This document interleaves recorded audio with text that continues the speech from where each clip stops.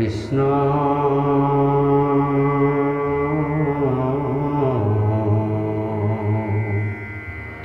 শংকৰ গুৰু হৰি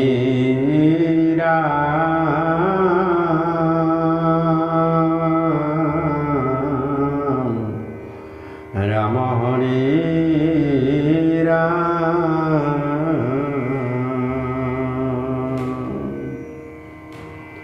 শ্ৰী কৃষ্ণ নমঃ কৃষ্ণায়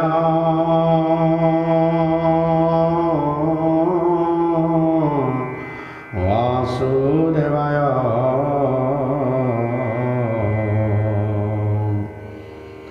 দৈবকী নন্দনায়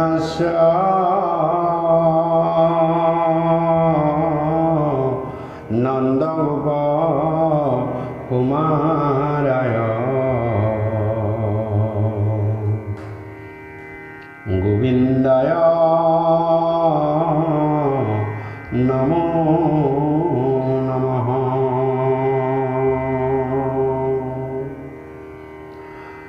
নমঃ পঙ্কজনাভায়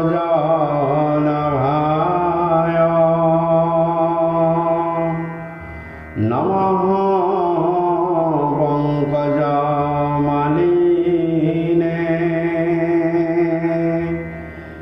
নমঃ পঙ্কজনেত্রায়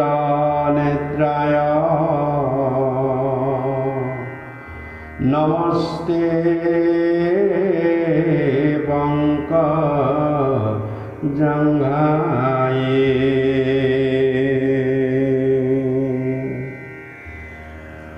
বসুদেবং সুতং কৃষ্ণং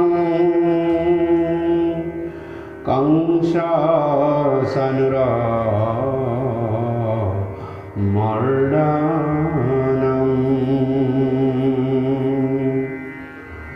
দৈবকী হৃদয়ানন্দং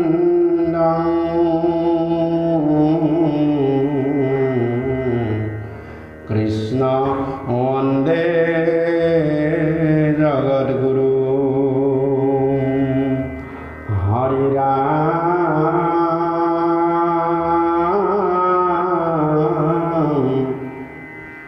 হে রাম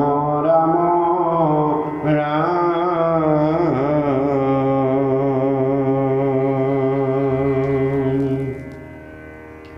মূকং করোতি বাচালং পঙ্গুং লঙ্ঘতে গিরিম যৎকৃপা তমহং বন্দে পরমানন্দ মাধবম বন্দে পরমানন্দ মাধবম বন্দে পরমানন্দ মাধবম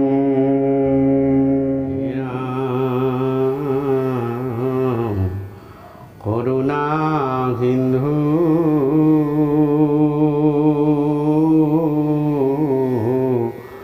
ভকত বন্ধু অরূপে তুলনু হে কুতি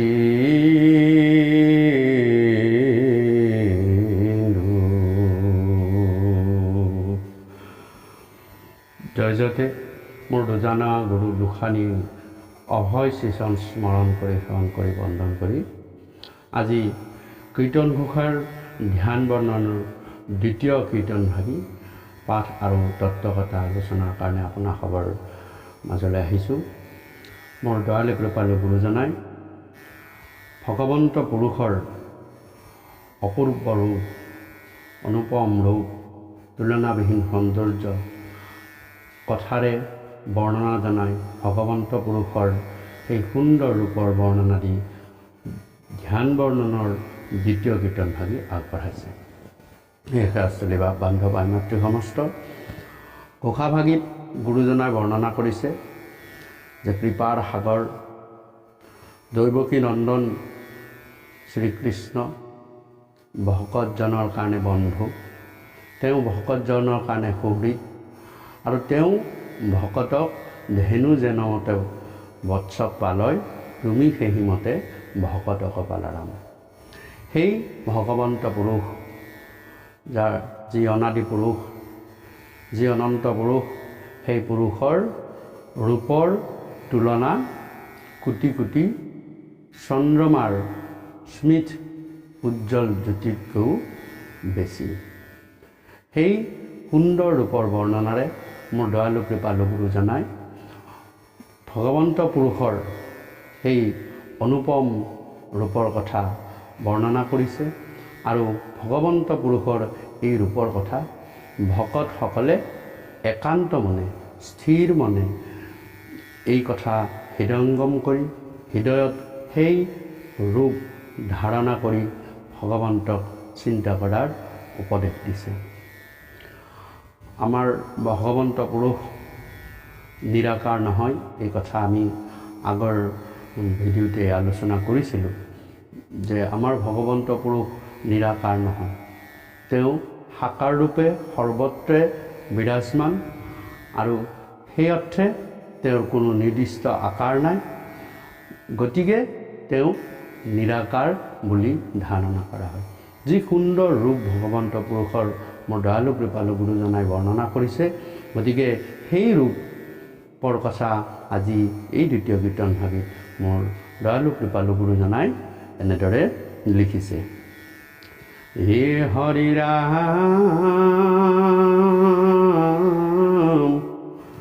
স্থিৰ বুদ্ধি কৰি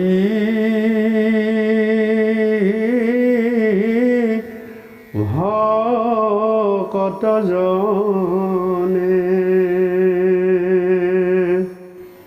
প্ৰত্যেক অংগক চিন্তিব মনে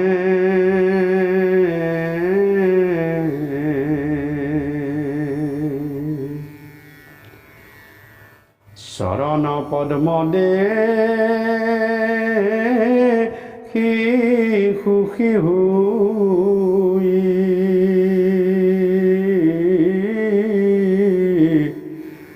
অৰুণয়াতি পদতল দুই।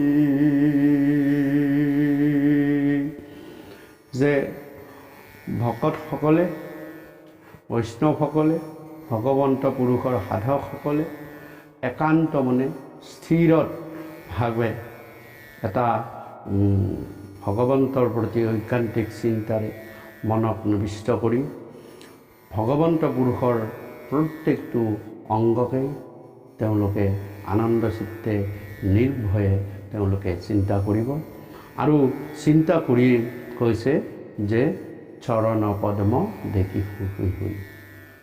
আমি আন জীৱৰ ক্ষেত্ৰত আন শাৰীৰিক সম্বন্ধৰ ক্ষেত্ৰত আমি সকলোৰে চকুৰ পিনেহে লক্ষ্য কৰোঁ, অৰ্থাৎ আমি ওপৰ ফাললৈ চাওঁ, চাই তেওঁৰ মুখাৱয়ব চাওঁ, চোৱাৰ পিছত তেওঁক আমি চিনাকি লওঁ বা আমি তেওঁক চিনি পাওঁ। কিন্তু ভগৱন্ত পুৰুষৰ ক্ষেত্ৰত গুৰুজনাই কৈছে যে আমি ঊৰ্ধৰ ফালে কেতিয়াও নাচাওঁ, আমি পোনপ্ৰথমে ভগৱন্ত পুৰুষৰ শ্ৰীচৰণহে দৰ্শন কৰিব।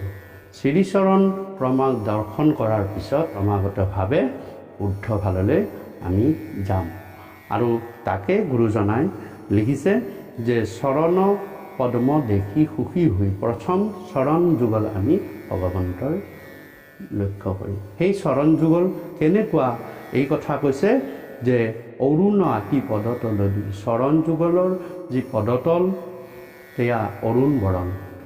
অৰুণ মানে হৈছে উদিত সূৰ্য, উদিত সূৰ্যৰ যি ৰঙচুৱা বৰণ, সেই ৰঙচুৱা বৰণ হৈছে ভগৱন্ত পুৰুষৰ শ্ৰীচৰণ তল। আৰু তাৰপিছত হৈছে সেই ৰঙচুৱা তলত ভগৱন্তৰ অৰুণ চৰণ তলত কিছুমান চিহ্ন দেখা যায়, যিটো চিহ্ন দেখিলে ভকতে জানে যে এয়া ভগৱন্ত পুৰুষৰহে শ্ৰীচৰণ হ'ব পাৰে। কাৰণ ভগৱন্ত পুৰুষৰ শ্ৰীচৰণতহে এই পদচিহ্নবিলাক দেখা যায়। এই কথা অক্ৰূৰেও বৰ্ণনা কৰিছে। অক্ৰূৰৰ দ্বাৰা অক্ৰূৰে যেতিয়া ভগৱন্ত পুৰুষক কংসৰ আদেশ পায়, তেওঁ যেতিয়া গোকুলৰ পৰা মথুৰালৈ আনিবলৈ যায়, তেতিয়া ভগৱন্ত পুৰুষৰ পদচিহ্নবিলাক তেওঁ দেখিছিল আৰু দেখি গম পাইছিল এয়া ভগৱন্ত পুৰুষৰ পদচিহ্ন। ইয়াত কিছুমান বিশেষ বিশেষ ছবি বা আকৃতি আছে। ভগৱন্ত পুৰুষৰ সোঁ ভৰিত 11টা আৰু বাওঁ ভৰিত 7টা, 11 হাতে 18টা। এই 18টা চিহ্ন ভগৱন্ত পুৰুষৰ আছে। আৰু গুৰুজনে ইয়াতে সম্পূৰ্ণ গোটেইখিনি উল্লেখ নকৰিলেও কিন্তু 5টা চিহ্নৰ কথা উল্লেখ কৰিছে আৰু সেইখিনি ভগৱন্তৰ সোঁ ভৰিত আছিল বুলি আন শাস্ত্ৰটো বৰ্ণনা আছে। আৰু কি কি চিহ্ন? তাৰ ভিতৰত 5টা চিহ্ন কৈছে, হে ৰাম অংকুশ পদ্মধ্বজ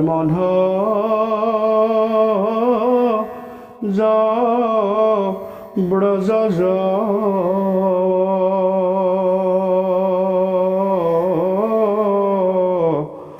অদেখি চিহ্ন তাতে মিলে উঠ,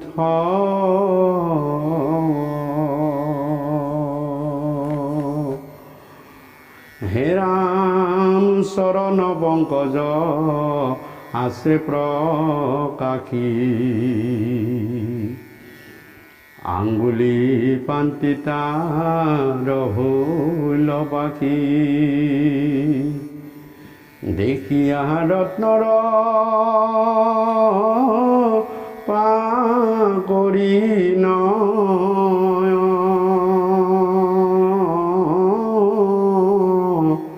প্ৰকাশে তাতে ন চন্দ্ৰ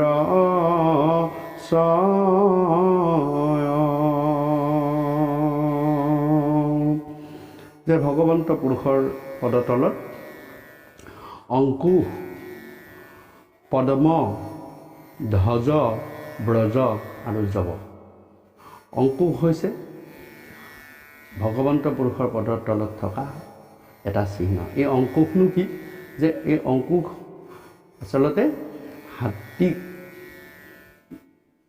পৰিচালনা কৰিবলৈ, হাতীক নিয়ন্ত্ৰণ কৰিবলৈ মাউতবোৰে হাতোৰা আকৃতিৰ যি লোহাৰ মাৰি বনাই লয় খুচিবলৈ, সেইডালক অংকুশ বুলি কয়। আৰু ভগৱন্ত পুৰুষৰ চৰণ তলত সেই অংকুশৰ চিহ্নটো আছিল। আৰু ভগৱন্ত পুৰুষৰ এই অংকুশৰ চিহ্নটো যথাৰ্থ হৈছে, ইয়াত কৈছে যে ভগৱন্ত পুৰুষৰ শ্ৰীচৰণ দৰ্শন হোৱাৰ লগে লগে এই অংকুশ চিহ্নটোৱে পাপময় হস্তবিলাকক কেনেদৰে নিয়ন্ত্ৰণ কৰিব লাগে সেয়া ভগৱন্ত পুৰুষৰ অভয় শ্ৰীচৰণৰ তলত থাকে। যিমান ডাঙৰ মহাপাপ হওক, ভগৱন্ত পুৰুষৰ অভয় শ্ৰীচৰণত আশ্ৰয় ল'লে সেই মহাপাপো নিয়ন্ত্ৰণ হয়, সেই মহাপাপো নাশ হয়।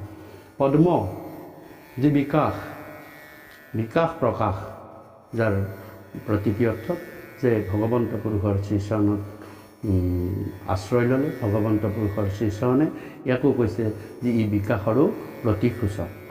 তাৰপিছত ধ্বজ মানে পতাকা, বিজয়, ভগৱন্ত পুৰুষৰ শ্ৰীচৰণৰ যি পতাকাৰ চিন আছে সেয়া বিজয় সূচক। আৰু ব্ৰজ হৈছে ইন্দ্ৰৰ হাতত থকা বজ্ৰ। এই বজ্ৰৰ চিনটোও ভগৱন্ত পুৰুষৰ শ্ৰীচৰণত আছে।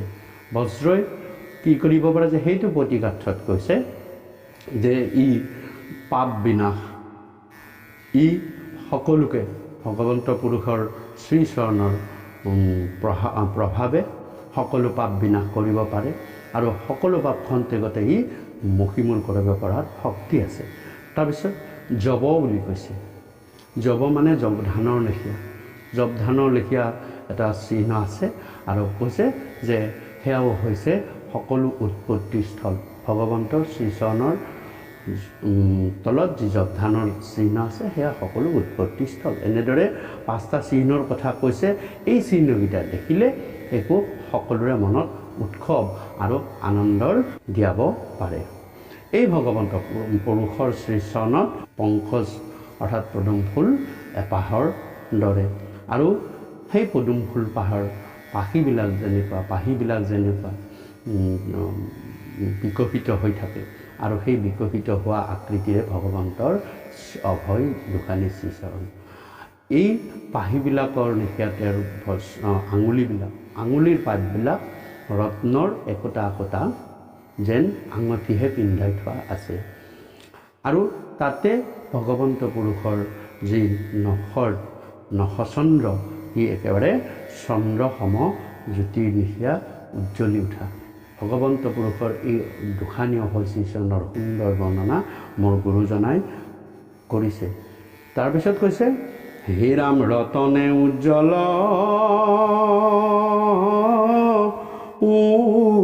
জন্তি যত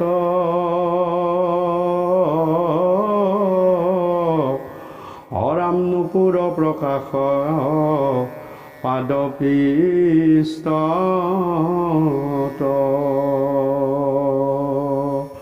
ভগৱন্ত পুৰুষে ভৰিত ৰতন মণিক ৰতনৰে উজ্জ্বলিত হৈ থকা উজ্জন্তী পিন্ধিছে। উজ্জন্তী হৈছে যে এবিধ ভৰিত পিন্ধা অলংকাৰ বিশেষ।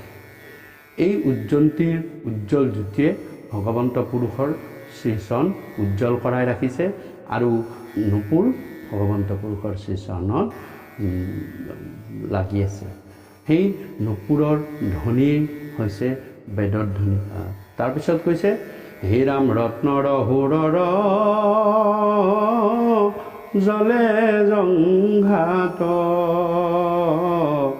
উৰু কৰি কৰ মহাখ্যাত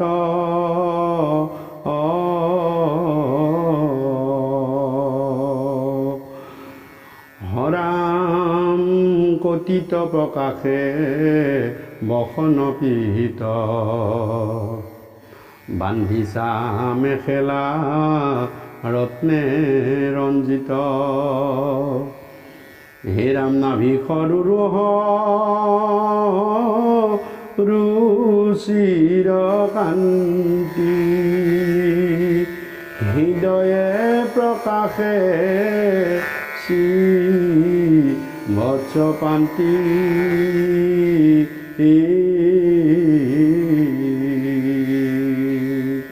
যে ৰত্নৰ হাৰ ভগৱন্ত পুৰুষৰ জংঘাত জিলিকি আছে। জংঘা হৈছে কঁকালৰ পৰা আঁঠুলৈকে যি অংশ সেইখিনি জংঘাত। এই জংঘাত ভগৱন্ত পুৰুষৰ ৰত্নৰ হাৰ একদম উজ্বলি আছে। উৰু কৰিকৰ সমসাক্ষাৎ হাতীৰ সুৰৰ দৰে ভগৱন্ত পুৰুষৰ উৰু যুগল আৰু বান্ধিছা মেখেলা ৰত্নে ৰঞ্জিত ৰত্নৰে মণ্ডিত কৰি সুন্দৰকৈ তেওঁ ভগৱন্ত পুৰুষে তেওঁ কঁকালত মেখেলা বান্ধি লৈছে আৰু তাৰপিছত কৈছে নাভি সৰুৰহ ৰুচিৰ কান্তি। নাভি কমল একেবাৰে পদ্ম ফুলৰ নিচিনা। ভগৱন্ত পুৰুষৰ চৰণ যুগল যেনেকুৱা পদুম ফুলৰ নিচিনা ভগৱন্ত পুৰুষৰ নাভি কমল চৰণ যুগৰ নিচিনা। ভগৱন্ত পুৰুষৰ অৰুণ ভগৱন্ত পুৰুষৰ চকুজুৰি পদুম ফুলৰ পাহিৰ নিচিনা। এইবিলাক পদুম ফুলৰ লগত ভগৱন্ত পুৰুষৰ বহুত অংগ ৰেজনি কৰিছে বা আছে, পদুম ফুলৰ লগত সম্পৰ্ক আছে। গতিকে এই পদুম ফুলৰ লেখীয়া ভগৱন্তৰ নাভি যুগল আৰু তাত কৈছে হৃদয়ে প্ৰকাশে শিৱৎস পান্তি। ভগৱন্ত পুৰুষৰ হৃদয়ত শিৱৎস পান্তি দেখা পোৱা যায়। অৰ্থাৎ ভগৱন্ত পুৰুষৰ বুকুৰ মাজৰ অংশটো খাল আৰু তাৰ চাৰিওফালে কি হৈছিলে শিৱৎস পান্তি অৰ্থাৎ বগা বগা নোমেৰে আবৃত হৈ আছে। এই ভগৱন্ত পুৰুষৰ বক্ষত বুকুত কিয়নো শিৱৎস পান্তি থাকিলে ভৃগু পৰীক্ষাৰ কথালৈ এই প্ৰসংগ ভৃগু ঋষিৰ চৰণৰ প্ৰহাৰ শিৱৎস পান্তি হিচাপে জিলিকি আছে। হৰাম উৰুস্থলে লক্ষ্মী দিলন্ত দেখা কসতিত যেন নাৰৰেখা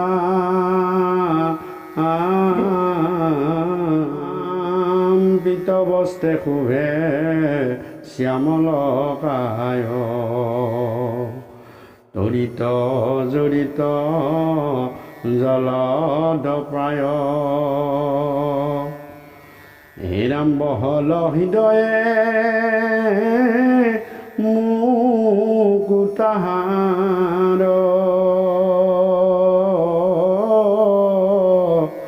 হৰাম প্ৰকাশে জিলিমি লপে চন্দাৰ। যে ভগৱন্ত পুৰুষৰ উৰুস্থলত অৰ্থাৎ বকুত আইমাতৃ লক্ষ্মীয়ে দেখা দিয়ে অৰ্থাৎ লক্ষ্মীৰ সকলো চিন সকলোখিনি বস্তুৱে ভগৱন্ত পুৰুষে হৃদয়ত ৰাখি থৈ দিছে আৰু সেই প্ৰিয়তমা ভাৰ্যা লক্ষ্মীৰ চিনখিনি উৰুস্থলে অৰ্থাৎ ভগৱন্ত পুৰুষৰ বক্ষত দেখা পোৱা যায়।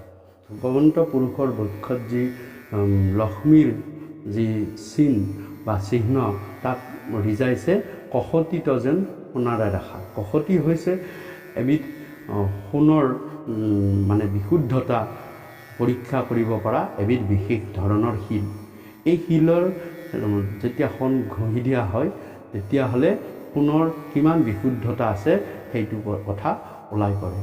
এই কষতি শিলত যেতিয়া সোণ ঘঁহি দিয়া হয় তেতিয়া সোণৰ কিছু কিছু গুৰি অংশ কষতি শিলটোত লাগি ধৰে।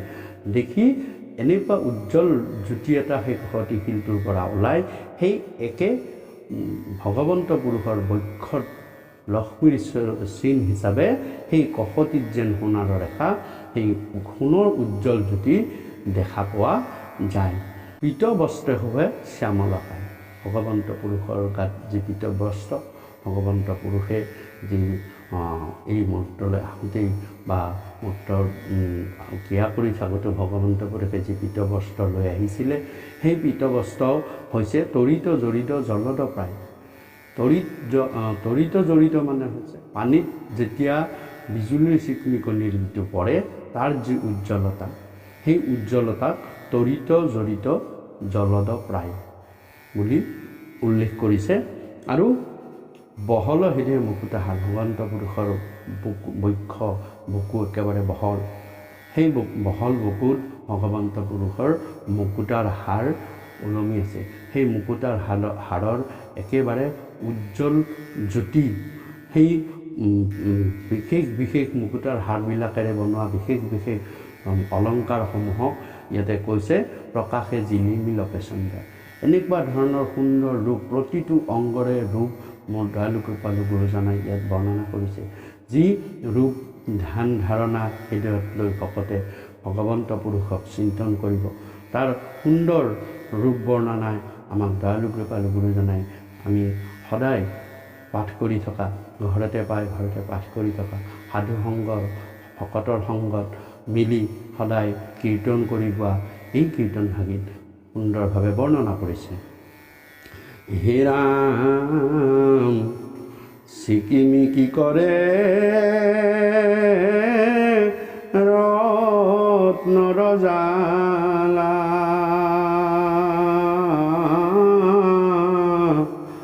আপাদলম্বি লেবন মালা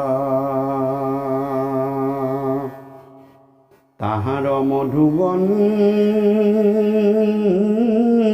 ধে হুয়া ভোলা বেধিয়া মধু কৰে হৰে লোল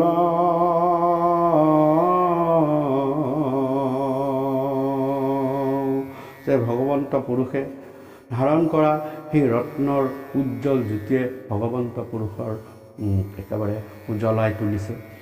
ভগৱন্ত পুৰুষে আপদলম্বী বনমালা তেওঁ ধাৰণ কৰিছে। সেই বনমালা যিবিলাক ফুল সেইবিলাক ফুলেৰে বনমালাত তৈয়াৰ কৰা হৈছে বা তৈয়াৰ কৰে। সেই ফুল একেবাৰে সতেজ সুন্দৰ সতেজ ফুলৰ মালা ভগৱন্ত পুৰুষে ধাৰণ কৰিছে। সেয়া শুষ্ক ফুলৰ কোনো মালা নহয়, সেয়া সুন্দৰ সতেজ ফুল। তাৰ প্ৰমাণ যে তাৰ গন্ধত, সুগন্ধিত গোন্ধত ভ্ৰমৰবিলাকে আহি চাৰিওফালে ভগৱন্তৰ সেই ফুলৰ গন্ধ লৈ ভ্ৰমি ফুৰিছে। আন হিচাপে ভকতকো সেইকাৰণে ভ্ৰমৰ বুলি কয়। ভগৱন্ত পুৰুষৰ নামৰ মালাৰ সুগন্ধ পায় ভকত ভ্ৰমৰসকলে ভগৱন্ত পুৰুষৰ চৌপাশে থাকে।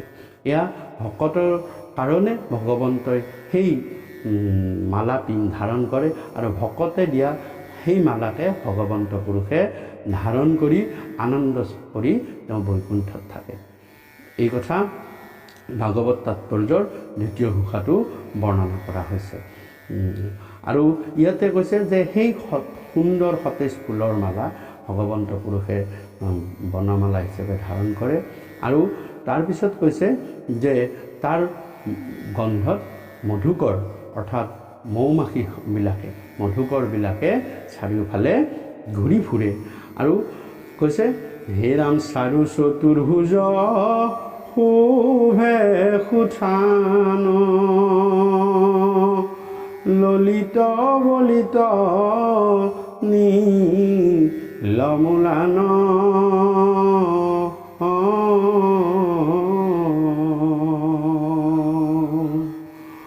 হৰাম কেউৰ কংকন বলয়া তাতে প্ৰকাশে নৱকী ফলয় হাতে। ভগৱন্ত পুৰুষৰ চতুৰ্ভুজ, সেই চতুৰ্ভুজ চাৰি হাত একেবাৰে ললিত, অতি সুন্দৰ, বলিত, পেশী বহল আৰু নীলমূলান। নীলমূলান হৈছে নীল পদুমৰ ঠাৰিৰ দৰে, নীল পদুমৰ ঠাৰিৰ দৰে ভগৱন্ত পুৰুষৰ সুন্দৰ চতুৰ্ভুজ। আৰু সেই তাত প্ৰকাশে নৱকিশলয় হাতে, কেউৰ কংকন বলে তাতে, যে তেওঁ ভগৱন্ত পুৰুষৰ হাতত যি কংকন আছে আৰু কেউৰ কংকন, যি সুন্দৰ সেই কংকন তাত, আৰু বলয়া খাৰু আছে, সেই কংকন বলয়া তাতে, আৰু নৱকিশলয় হাতে। আৰু ভগৱন্ত পুৰুষৰ সুন্দৰ হাতৰ আঙুলিবিলাক নৱকিশলয় অৰ্থাৎ নতুনকৈ পাত হ'বলৈ ধৰা বা গছৰ পাত, গছৰ কোমল অংশটো, পাতৰ কোমল অংশটো যিটোৱে প্ৰথম ওলায় সেইটো নৱকিশলয় বুলি কয়। কিশলয় মানে আছে গছৰ কুমলীয়া পাত।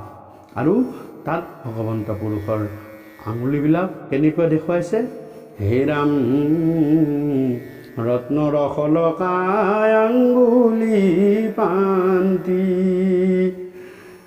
আঙ্গুঠি ছয়তাতে কৰে কান্তি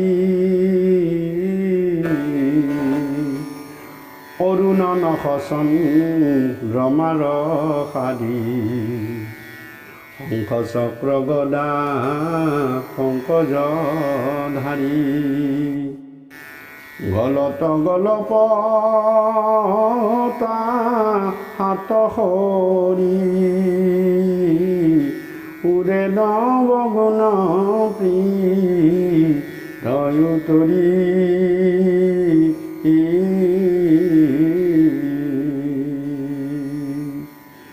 অৰাম শ্যামল শৰীৰে শোভে অধিক ময়ূৰ পুষ্য যেন চিকমিক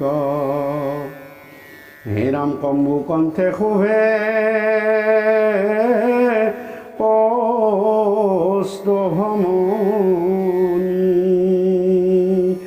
প্ৰভাতে উদিত আন্দিত যিনি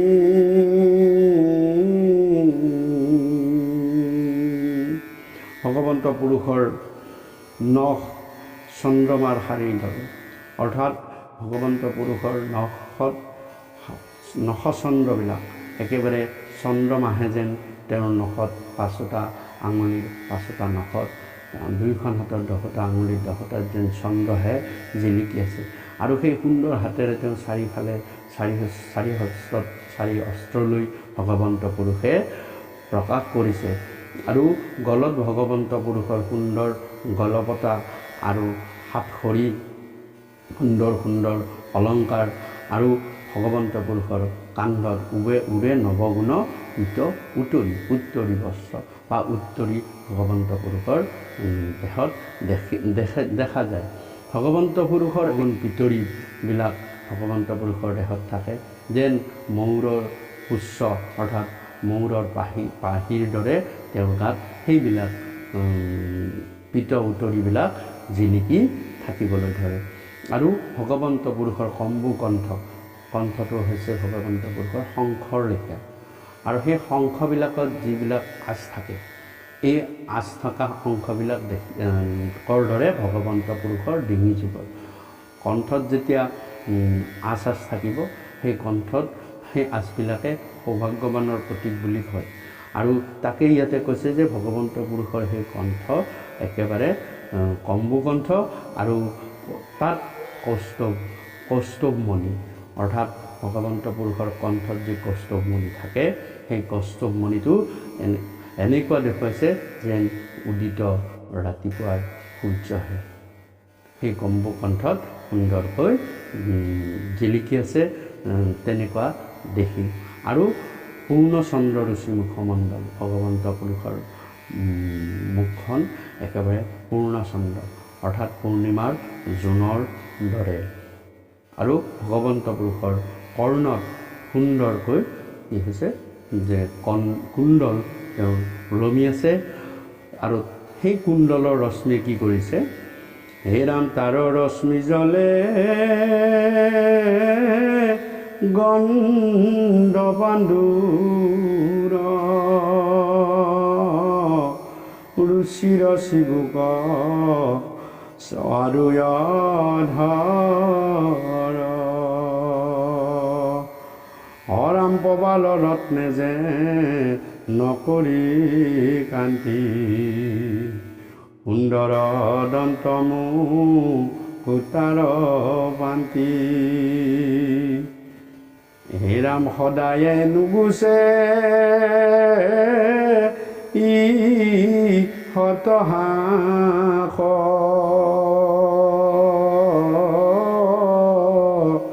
নাখাতিল ফুল সমপ্ৰকাশ।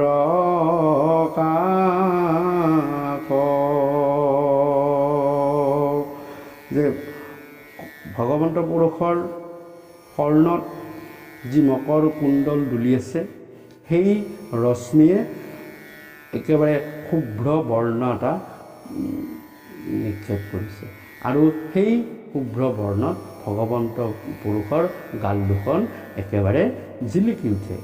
আৰু ভগৱন্ত পুৰুষৰ দাঁতবিলাক প্ৰবালৰ ৰত্নৰ নিচিনা, প্ৰবাল ৰত্নমণিৰ নিচিনা সুন্দৰকৈ পৰিপাটিকৈ সজাই থোৱা আছে। মুখত ভগৱন্ত পুৰুষৰ সদায় ঈষত অৰ্থাৎ স্মিত হাঁহি এটা লৈ থাকে। সেই শাস্ত্ৰী বা বান্ধৱ ভাই মাতৃ সমস্ত সকলোৱে দেখিছে ভগৱন্ত পুৰুষৰ সেই সুন্দৰ ঈষত হাঁহি স্বৰূপ ৰূপ থকা বিভিন্ন ধৰণৰ প্ৰতিচ্ছবিয়ে হওক বা ভগৱন্ত পুৰুষৰ বিভিন্ন স্থানত দয়ালু কৃপালু গুৰুজনেও সেই ঈষত হাঁহিৰ কথা বৰ্ণনা কৰিছে। সেই ঈষত হাঁহিৰ এটা বিশেষ অৰ্থ আছে। আৰু ভগৱন্ত পুৰুষে কয় যে মোৰ ফালৰ পৰা সকলো জীৱকৈ মই দয়া কৰিছোঁ, কিন্তু গৈ তোমালোকে মোকেই পাহৰি থকা। এই কথাটো যে ভগৱন্ত পুৰুষৰ মনত এটা ঈষত হাঁহি লৈ থাকে।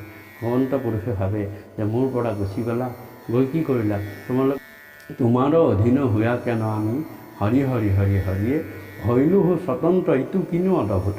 দয়ালু কৃপালু গুৰু মাধৱ মহাপুৰুষে কৈছে যে ভগৱন্ত পুৰুষে সেইটো লৈ হাঁহি থাকে যে মোৰেই অধীন, কিন্তু গৈ মোৰ পৰাই গৈ তাতে গৈ তোমালোকে যেন কাৰো অধীন নহয়, তোমালোকে যে নিজেই সকলো কৰিব পাৰিছা, সকলো নিজেই কৰিছা, এই বুলিয়েই ভাবি তোমালোকে মত্ত হৈ থাকা, মোৰ মায়াতেই তোমালোকে মজি থাকা আৰু মোকেই পাহৰি থাকা।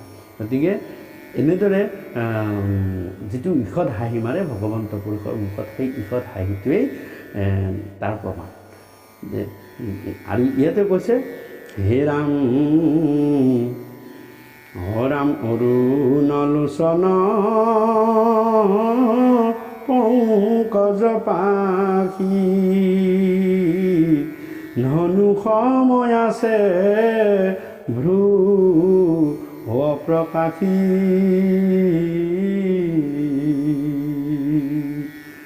অৰাম ৰত্নময় কৰে তিলকে কান্তি কপালে লম্বিত অলকা পান্তি হে ৰঞ্জে শিৰে ৰত্ন ময় মুকুট চূড়ামণি ৰত্নে প্ৰকাশে জুত অৰাম তাৰ মাজে ৰত্ন পংকজ মালা উজ্জ্বল মুখলা গীতাৰ জ্বালা ভগৱন্ত পুৰুষৰ অৰুণ লোচন সেই অৰুণ লোচন হৈছে অৰ্থাৎ ৰঙচুৱা প্ৰভাতৰ সূৰ্যজনৰ ৰঙৰ ৰঙচুৱা নয়নজুৰি সেই নয়নজুৰি দেখিবলৈ পদুমৰ পাহি নুপুয়া আৰু তাত ধনু সম আছে ধ্ৰুৱ প্ৰভাসী অৰ্থাৎ ধনু ভজিয়া তেওঁৰ ভ্ৰূৰসমূহ কপালত তিলকৰ কান্তি কৰিছে ভগৱন্ত পুৰুষৰ কপালত ফুট যি ফুট লৈছে সেয়া তিলকৰ কান্তি সুন্দৰ কান্তি প্ৰকাশ হৈছে কপালে লম্বিত অলকা কান্তি আৰু কপালৰ আগত পৰি থকা চুলিত ভাঁজটো অলকা কান্তি বুলি কয় সেয়া এটা বিশেষ সৌন্দৰ্য তাত শোভা কৰিছে আৰু সেই শিৰতে ভগৱন্ত পুৰুষে ৰত্ন খচিত একেবাৰে মুকুট পিন্ধিছে তাৰ ওপৰতে চূণামণি ৰত্নে প্ৰকাশে জুত অৰ্থাৎ তাত ভগৱন্ত পুৰুষৰ মুকুটৰ ওপৰতো এটা চূড়ামণি ৰত্ন সেই ভগৱন্ত পুৰুষৰ শিৰত এনেদৰে শিৰোমণি বা চূড়ামণি প্ৰকাশ কৰিছে আৰু তাৰ মাজে ৰত্নৰ পংকজমালা সুন্দৰ ৰত্নৰ মালাবিলাকো সেই কিৰীটিত শোভা কৰিছে আৰু তাৰ উজ্জ্বল জ্যোতিয়ে তেওঁ ভগৱন্ত পুৰুষৰ সমস্ত মুখমণ্ডল উজ্বলাই তুলিছে আৰু এনেধৰণৰ ভগৱন্ত পুৰুষৰ শ্ৰীচৰণৰ পদতলৰ পৰা আপদ মস্তক এই সুন্দৰ ৰূপটো মহাপুৰুষ গুৰুজনাই আমাক ভকত সাধকসকলক বা সন্ত পুৰুষসকলক এই ৰূপটোকে ধ্যান কৰি হৃদয়ত লৈ এই সুন্দৰ ৰূপটো হৃদয়ত ধাৰণ কৰি ভগৱন্ত পুৰুষৰ ধ্যান কৰিব দিছে ভগৱন্ত পুৰুষৰ নাম গুণানুকীৰ্তন কৰিব দিছে সৎসংগত ভগৱন্তৰ নাম শ্ৰৱণ কীৰ্তন কৰিবলৈ আমাক উপদেশ দিছে তাৰপিছত গুৰুজনে আকৌ কৈছে অৰাম হেন মনোহৰ ৰূপ নিৰেকি থাকিব সমস্ত অংগক দেখি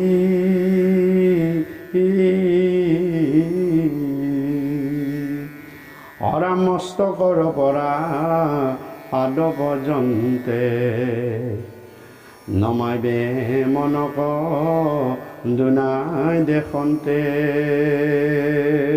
ধ্বজ ব্ৰজাংকুশ পংকজ যাৱে প্ৰদক্ষিণে নমি পৰিব পাৰে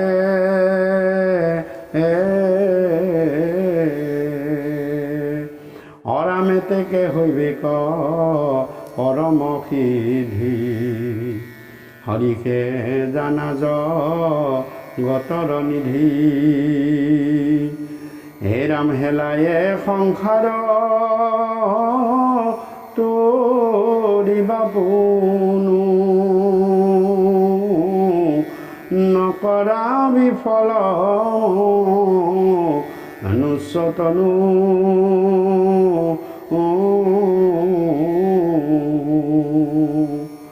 অৰাম গৃহ কৰি ধৰা হৰিৰ পাৱ পাপসাগৰত এহিকে নাও যেনেকুৱা সুন্দৰ মনোহৰ ৰূপ ভকতসকলে বৈষ্ণৱসকলে সাধু সন্তসকলে হৃদয়ত ধাৰণ কৰিব আৰু পুনৰ মস্তকৰ পৰা পুনৰ আকৌ একাধিক ক্ৰমে শ্ৰীচৰণলৈকে আকৌ একাধিক ক্ৰমে সেই ভাৱনা মস্তকৰ পৰা তললৈ নমাই আনিব। নমাই আনি একেবাৰে যেতিয়ালৈ ধ্বজ বজাংকুশ পংকজ দৰ্শন নোপোৱালৈকে তালৈকে শুদ্ধভাৱে চিন্তা কৰি আকৌ তললৈ গুচি আহিব। তললৈ গুচি আহিলেহে সম্পূৰ্ণ এবাৰ হ'ব। আৰু এইদৰে চিন্তা কৰি পুনৰ সেৱা জনাই আকৌ ভগৱন্ত পুৰুষৰ পদতলৰ পৰা আকৌ আপদমস্তক একেবাৰে ওপৰলৈকে আকৌ চিন্তা কৰিব। আকৌ ওপৰৰ পৰা আকৌ পদতললৈ এনেদৰে চিন্তা কৰিব কৈছে। আৰু কৈছে যে এনেদৰে সন্ত সাধকসকলে ভগৱন্ত পুৰুষক যদি চিন্তা কৰে তেতিয়া তেওঁৰ মনৰ সদ্বাঞ্ছিতখিনি পূৰ্ণ হ'ব আৰু ভগৱান সকলোৰে বিপদ আপদ দুখ দুৰ্গতি সমস্তখিনি দূৰ কৰিব। এনেদৰে চিন্তা কৰিয়েই জীৱই মনুষ্যই বিশেষত সহজে এই সংসাৰৰ মায়া যাতনাৰ পৰা সংসাৰ চক্ৰৰ পৰা সহজে তৰিব পাৰিব। আৰু এইদৰে ভগৱানক চিন্তা কৰাৰ ফলত ভগৱানক ধ্যান ধাৰণা কৰি ভগৱন্তৰ গুণানুকীৰ্তন কৰি থকাৰ ফলত তেতিয়া নকৰা বিফল মনুষ্যতন, তেতিয়াহে তোমাৰ মনুষ্যতনুটো সফল হ'ব। এই দৃঢ় কৰি ধৰা হৰিৰ পাৱ পাপ সাগৰত হিসে নাম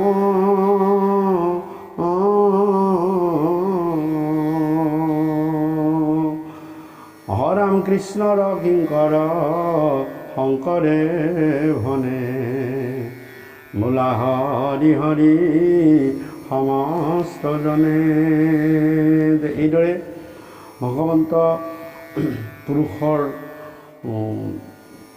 ধ্যান কৰি সুদৃঢ় মনেৰে ভগৱন্ত পুৰুষক এইধৰণে চিন্তা কৰি এই পাপ সাগৰৰ পৰা তোমালোকে সহজে পাৰ হৈ যাব পাৰিবা। দৃঢ় কৰি ধৰা হৰিৰ পাৱ ভগৱন্ত পুৰুষৰ শ্ৰীচৰণক দৃঢ়ভাৱে আশ্ৰয় কৰা, ভগৱন্ত পুৰুষক দৃঢ়ভাৱে শ্ৰীচৰণত ভৰসা কৰা, তেওঁৰ অভয় শ্ৰীচৰণত ভগৱন্ত পুৰুষৰ শৰণ লোৱা। এই মনুষ্যটো তেতিয়াহে সফল হ'ব যেতিয়া তুমি ভগৱন্ত পুৰুষৰ নাম গুণানুকীৰ্তনক সাৰথি কৰি এই ভগৱন্তৰ ৰূপ হৃদয়ত ধাৰণ কৰি সৎসংগত ভগৱন্তৰ নাম গুণানুকীৰ্তন কৰিবা, তেতিয়া এই মনুষ্য জীৱন সফল হ'ব। এইদৰে দয়ালু কৃপালু গুৰুজনাই আমাক ভগৱন্তৰ ঈশ্বৰৰ ধ্যান হৃদয়ত ধাৰণ কৰিবলৈ আমাক উপদেশ দিছে। আমাৰ কীৰ্তনৰ শ্যামন্ত শৰণৰ প্ৰথম ঘোষাটোতো গুৰুজনাই কৈছে, ভাই মুখে বোলা ৰাম হৃদয়ে ধৰা ৰূপ এতেকে মুকুতি পাইবা কহিলো স্বৰূপ। গতিকে ভাই মুখে বোলা ৰাম, মুখেৰে ৰাম নাম লোৱা, হৃদয়ে ধৰা ৰূপ কোনটো ৰূপ ধৰিম? আমি গুৰুজনাই যিটো ৰূপৰ কথা আমাৰ কীৰ্তনৰ প্ৰথমতে আমাক বৰ্ণনা কৰিলে সেই ৰূপটো আমি হৃদয়ত ধাৰণ কৰিম। আৰু ধাৰণ কৰি তেতিয়াহে আমি পাপ সাগৰৰ পৰা মুক্ত পাম। এইদৰে আমাক আন আন ঘোষাবিলাকতো গুৰুজনে আমাক অনুপ্ৰিয়াই দিছে। আৰু এই ধৰণে ধ্যান বৰ্ণনৰ ২ নম্বৰ কীৰ্তন আৰু লগতে এই ধ্যান বৰ্ণন অধ্যায়টো আজি আমাৰ ইমানতে সমাপন হৈছে। সেহাৰচনী বা বান্ধৱ আইনত্য সমস্ত আমাৰ পাঠ আৰু তত্ত্ব কথা আলোচনাত বিভিন্ন ধৰণৰ ভুল কুটি দোষ অপৰাধ সদীৰ্ঘ পঢ়াটোটা আমাৰ কথন বাক্য বচনে কৰবাত অনেক কুটি যদি হৈছে সেইখিনি আপোনাসৱে নিষ্গুণে মৰিখন কৰিব। এইদৰে ভগৱন্তৰ নাম গুণানুকীৰ্তন আপোনাসৱৰ সংগতে থাকি প্ৰচাৰ প্ৰসাৰ কৰিবলৈ মনতে ভক্তি আৰু দেহত যাতে শক্তি পাওঁ তাৰ কাৰণে আপোনাসৱে আমাক আশীষ বচনবোৰ দিব।